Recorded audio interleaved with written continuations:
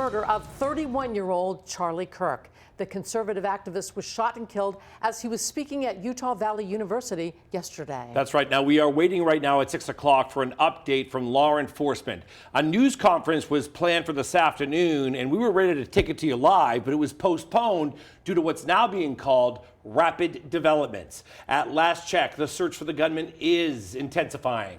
Authorities releasing photos of someone they're looking for as a person of interest in the case. And the FBI is now offering $100,000 for information that leads to an arrest.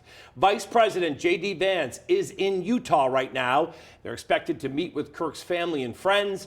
President Trump has said he plans to attend Charlie Kirk's funeral. Charlie Kirk's conservative activism brought him here to southern New England. Good to have you here, everyone. I'm Dan Janik in Virginia. And I'm Patrice Wood. In 2019, Kirk visited Brown University, and he drew a crowd of both critics and supporters. NBC 10's Mike Cerullo is live on campus after speaking with an organizer of that event.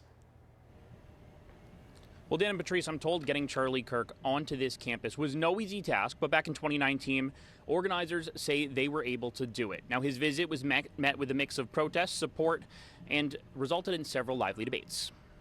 I was shell-shocked. I couldn't believe it. Christian Diaz de Leon says his heart sank when he learned what happened to Charlie Kirk. He's a Brown University graduate, and as president of Brown's Turning Point USA chapter in 2019, played a key role in Kirk's visit to the university. Charlie was a great speaker. He knew how to debate and talk with kids. We had a whole long line of students who definitely did not agree with Charlie's politics, but they were curious to ask him questions.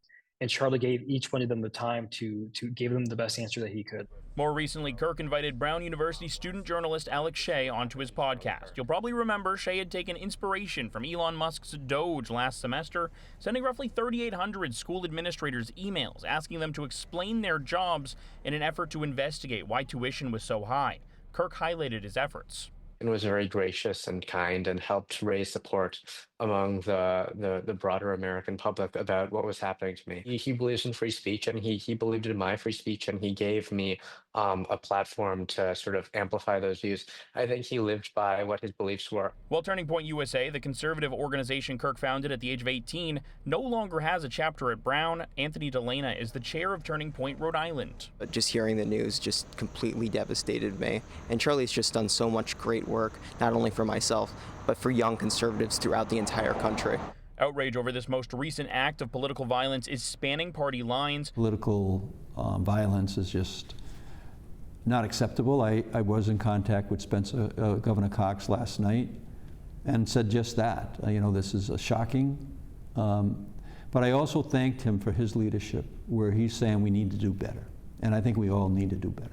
Meanwhile, those who Kirk touched throughout his lifetime say they'll continue fighting for what they believe in, holding on to the lessons Kirk taught them along the way. If I could just ask that everyone prays for Charlie's soul, for his family, and for the future of our nation.